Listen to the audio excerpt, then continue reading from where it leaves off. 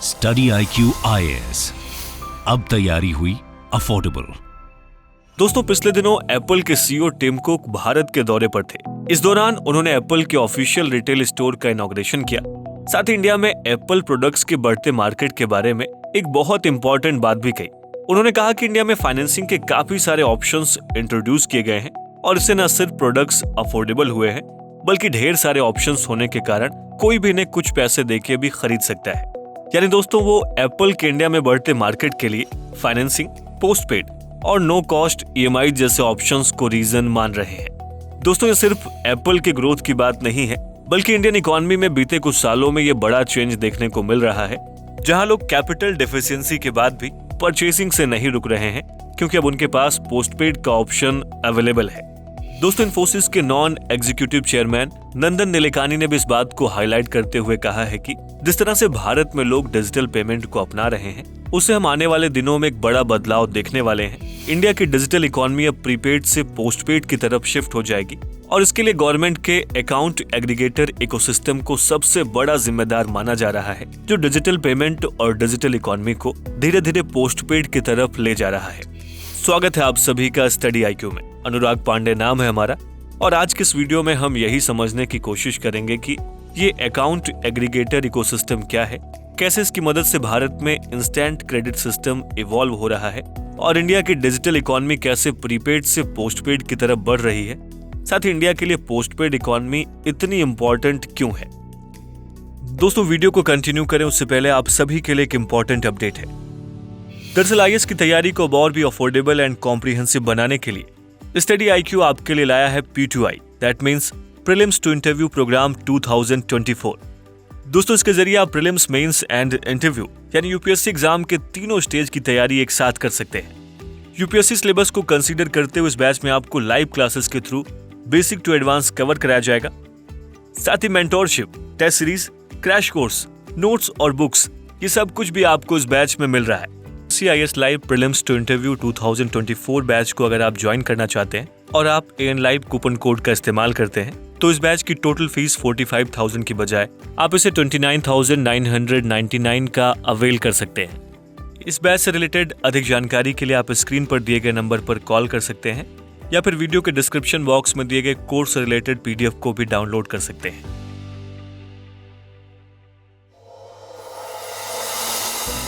दोस्तों, आइए सबसे पहले समझ लेते हैं कि अकाउंट एग्रीगेटर इकोसिस्टम क्या है। दोस्तों, अकाउंट एग्रीगेटर RBI के द्वारा इंट्रोड्यूस किया गया एक फ्रेमवर्क है जो किसी यूजर के फाइनेंशियल डेटा को ज्यादा एक्सेसिबल बनाने के लिए कई सारे डेटा इंटरमीडियरीज क्रिएट करता है।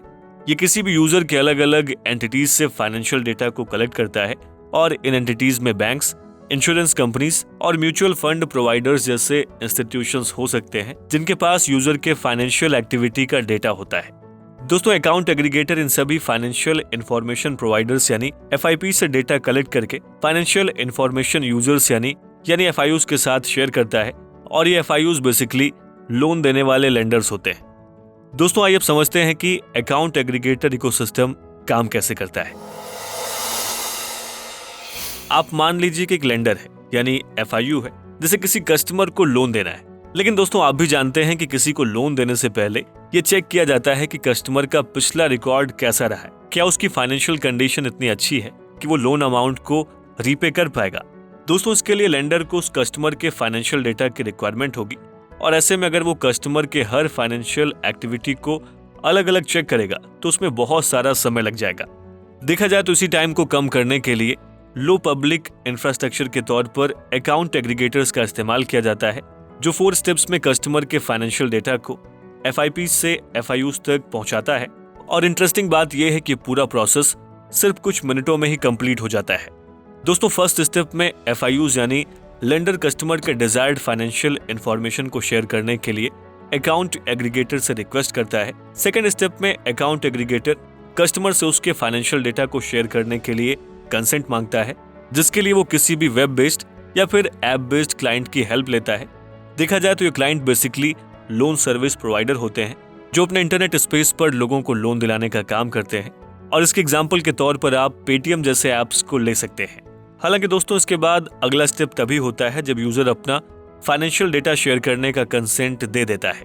इसके बाद थर्ड स्टेप में अकाउंट एग्रीगेटर कस्टमर के FIPs यानी कि बैंक, इंश्योरेंस और म्यूचुअल फंड्स प्रोवाइडर से फाइनेंशियल डेटा को शेयर करने की रिक्वेस्ट करता है, जबकि फोर्थ एंड लास्ट स्टेप में अकाउंट एग्रीगेटर कस्टमर के इनक्रिप्टेड फाइनेंशियल इंफॉर्मेशन को लेंडर्स को शेयर कर देता है। दोस्तों यहाँ पर इनक्रिप्टेड इंफॉर्मेशन का मतलब ये है कि अकाउंट एग्रीगेटर फ्रेमवर्क खुद इस इंफॉर्मेशन को एक्सेस नहीं कर सकता, बल्कि वो सिर्फ इस इंफॉर्मेशन को लेंडर को ही शेयर कर सकता है।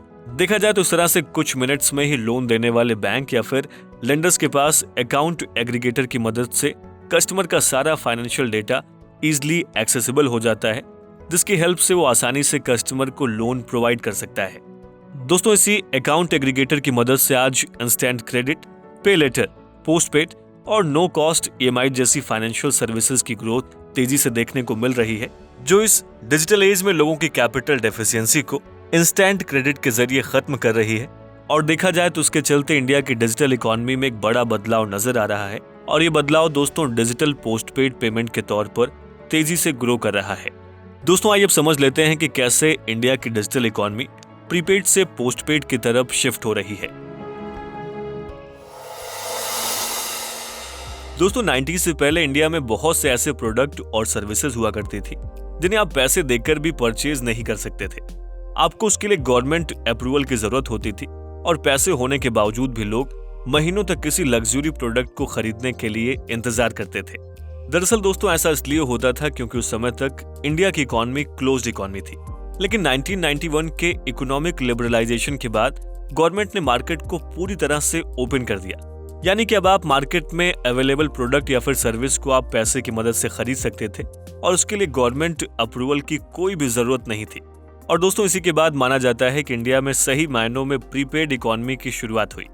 दरअसल प्रीपेड इसलिए भी क्योंकि तब तक इंडियन बैंकिंग सेक्टर, क्रेडिट और लैंडिंग सेक्टर इतना इवॉल्व नहीं हुआ था जिससे कि लोगों को आसानी से लोन मिल सके, और इसीलिए जिसके पास कैपिटल था मार्केट सिर्फ उसी के लिए ही ओपन था। दोस्तों देखा जाए तो सिलसिला साल 2015 तक ऐसे ही चलता रहा। साल 2015 में गवर्नमेंट ने डिजिटल इंडिया इनिशिएटिव की शुरुआत की, जिसके जरिए गवर्नमेंट ने बैंकिंग सेक्टर को डिजिटलाइज करने के साथ साथ डिजिटल पेमेंट को UPI और eKYC जैसी सर्विसेज की हेल्प से रेवोल्यूशनाइज करने का भी काम किया। दोस्तों आज अगर इंडिया के डिजिटल पेमेंट के नंबर्स पर नजर डालें तो साल 2022 में भारत में टोटल 70 बिलियन ऑनलाइन पेमेंट्स हुए हैं, जो दुनिया भर में सबसे ज्यादा थे। यानी देखा जाए तो इंडिया आज डिजिटल पेमेंट के मामले में अमेरिका और चाइना जैसे इकोनॉमिक सुपर पावर से भी आगे निकल चुका है, जिसकी शुरुआत साल 2018 से होती है। दोस्तों साल 2018 में इंडिया में जहां सिर्फ 14.59 बिलियन डिजिटल ट्रांजैक्शन हुए थे, वहीं 2020 जो कि पैंडेमिक और लॉकडाउन का साल था, उस साल भी डिजिटल पेमेंट का नंबर 34 बिलियन तक पहुंच गया था, और दोस्तों 2022 में नंबर 70 बिलियन तक पहुंच गया है। दोस्तों इस डेटा की मदद से हम ये समझ सकते हैं कि बीते 5 सालों में इंडिया की डिजिटल इकोनॉमी में एक तेजी आई है, और इसी का direct impact digital credit system पर भी देखने को मिला है। दोस्तों अगर BNPL यानी बाय नाउ पे लेटर की बात करें तो गोल्डमैन सैक्स के अकॉर्डिंग इंडियन ई-कॉमर्स बिजनेस का मार्केट 2024 तक $9 बिलियन का हो जाएगा, और इस टाइम पीरियड में BNPL सबसे तेजी से ग्रो करने वाला ऑनलाइन पेमेंट मेथड बन जाएगा, क्योंकि 2020 में जहां टोटल ऑनलाइन पेमेंट में BNPL का कंट्रीब्यूशन 3% था, वहीं अगले साल 2024 तक ये 9% हो जाएगा। दोस्तों आज बाय नाउ पे लेटर इंडिया में तेजी से उभरता हुआ लेंडिंग टेक सेक्टर है, क्योंकि भारत में ई-कॉमर्स और डिजिटल पेमेंट के आने से तेजी से फिनटेक सेक्टर ग्रो हो रहा है, जो लोगों को बिना किसी डॉक्यूमेंटेशन और टाइम कंजम्पशन के इजीली क्रेडिट प्रोवाइड कर रहा है, जिसका इस्तेमाल लोग ऑनलाइन परचेसिंग के लिए कर रहे हैं। दोस्तों एक सर्वे के मुताबिक इंडिया का BNPL मार्केट जो भी सिर्फ 3 से 3.5 बिलियन डॉलर का है, वो 2026 तक 45 से 50 बिलियन डॉलर तक पहुंच जाएगा, और इसी से आप समझ सकते हैं कि कैसे आने वाले सालों में लोग डिजिटल पेमेंट के लिए प्रीपेड की जगह पे लेटर सर्विसेज का यूज करेंगे, जिससे इंडियन डिजिटल इकोनॉमी के पोस्टपेड एरा की एक क्लियर इमेज फॉरकास्ट की जा सकती है। दोस्तों पोस्टपेड की ओर शिफ्ट हो रही हमारी इस इकोनॉमी के पीछे ह्यूमन साइकोलॉजी भी बहुत बड़ा रोल प्ले करती है, और देखा जाए तो इसकी वजह से एक एवरेज कंज्यूमर पोस्टपेड की अवेलेबिलिटी पर क्रेडिट कार्ड के कंपैरिजन में 49% ज्यादा पैसे खर्च करता है।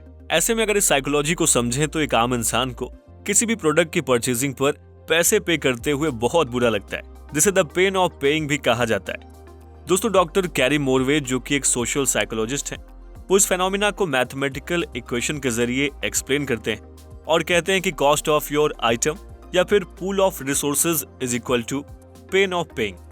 दोस्तों, अगर इस इक्वेशन को समझें तो इसका मतलब ये हुआ कि आपके रिसोर्स का साइज जितना बड़ा होगा, आप उतने ही आसानी से किसी महंगे प्रोडक्ट को परचेज कर सकते हैं। ऐसे में जब आप BNPL से पेमेंट करते हैं तो आपको ऐसा लगता है कि आपने एक बड़े से रिसोर्स से पे किया है और इस पेमेंट के लिए आप तुरंत रिस्पॉन्सिबल भी नहीं हैं। दोस्तों, इसलिए देखा जाए तो BNPL में पेन ऑफ पेमेंट ड्रामेटिकली कम हो जाता है और हम बहुत इजीली किसी महंगे प्रोडक्ट को परचेज कर लेते हैं। और यही वो साइकोलॉजी है जिसकी वजह से आज एप्पल जैसे ब्रांड के लग्जरी प्रोडक्ट्स भी भारत में अपने मार्केट शेयर को तेजी से बढ़ा रहे हैं। दोस्तों, आप भी ये बात जानते हैं कि इंडिया ऐसा देश है जहां पर लग्जरी प्रोडक्ट्स को स्टेटस सिंबल के तौर पर देखा जाता है और इसीलिए जब लोगों को पोस्टपेड और पे लेटर जैसे ऑफर्स मिल रहे हैं तो उसका इस्तेमाल जमकर कर रहे हैं।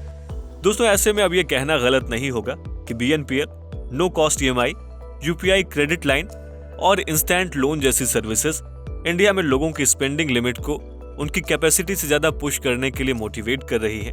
और यही कारण है कि इंडिया का टोटल ऑनलाइन लेंडिंग मार्केट इस डेकेड के एंड तक $270 बिलियन से $1.3 ट्रिलियन तक पहुंच जाएगा, जो 2030 तक इंडिया की एक्सपेक्टेड GDP यानी कि $7 ट्रिलियन के 18.57% के बराबर होगा, जिसमें अकाउंट एग्रीगेटर इकोसिस्टम और open credit enablement network system जैसे गवर्नमेंट स्पॉन्सर्ड इंफ्रास्ट्रक्चर के साथ ही BNPL को आसान बनाने वाली फिनटेक कंपनीज भी बराबर का रोल प्ले करेंगी।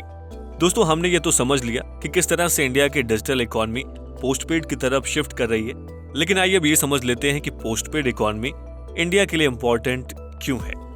दोस्तों, जैसा कि हमने आपको बताया कि इस डिकेड के एंड तक इंडिया का ऑनलाइन लेंडिंग मार्केट $1.3 ट्रिलियन तक पहुंच जाएगा, जो इंडिया की GDP ग्रोथ में बहुत बड़ा रोल प्ले करेगा।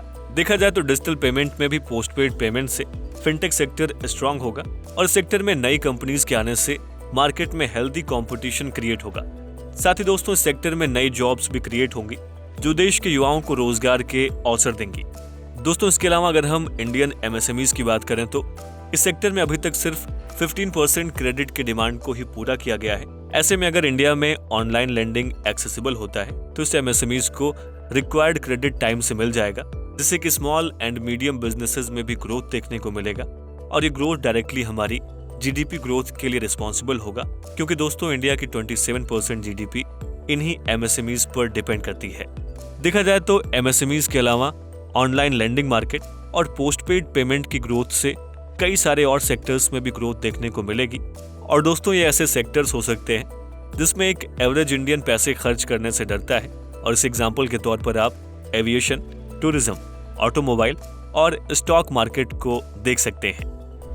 दोस्तों, इस तरह से हम ये देख सकते हैं कि आज गवर्नमेंट के डिजिटल इंडिया इनिशिएटिव की वजह से देश का डिजिटल इंफ्रास्ट्रक्चर मजबूत हुआ है, जिसका मैक्सिमम यूटिलाइजेशन किया जा रहा है। साथ ही गवर्नमेंट रेगुलेटेड डिजिटल फ्रेमवर्क की वजह से आज क्रेडिट लेना और देना मोबाइल सिम खरीदने जितना आसान हो गया है, और उसके साथ ही पे लेटर और नो कॉस्ट EMIs का ऑप्शन भी इंडियन कस्टमर के परचेसिंग लिमिट को लगातार बढ़ा रहा है, जिससे वो आसानी से किसी भी प्रोडक्ट को बाद में या फिर इजी EMI पर पे करने के ऑप्शन पर खरीद रहे हैं। और दोस्तों, ये कल्चर पूरे पैन इंडिया में धीरे धीरे ग्रो कर रहा है, जिससे इंडिया में एक हेल्दी मार्केट प्लेस भी डेवलप हो रहा है। साथ ही दोस्तों, एक्सपर्ट्स का कहना है कि आने वाले सालों में ऑनलाइन लेंडिंग का मार्केट $1 ट्रिलियन तक पहुंचने वाला है। ऐसे में देखा जाए तो ये न सिर्फ एक एवरेज इंडियन की लाइफस्टाइल को बेहतर बनाएगा, बल्कि इंडियन MSMEs में क्रिएट हुई $530 बिलियन की क्रेडिट डिमांड को भी पूरा करेगा। दोस्तों, अब हम आखिरी में बस यही कहेंगे कि इस तरह से डिजिटल इकोनॉमी के प्रीपेड से पोस्टपेड की तरफ शिफ्ट होने से इंडियन इकोनॉमी और भी एम्पावर्ड होगी।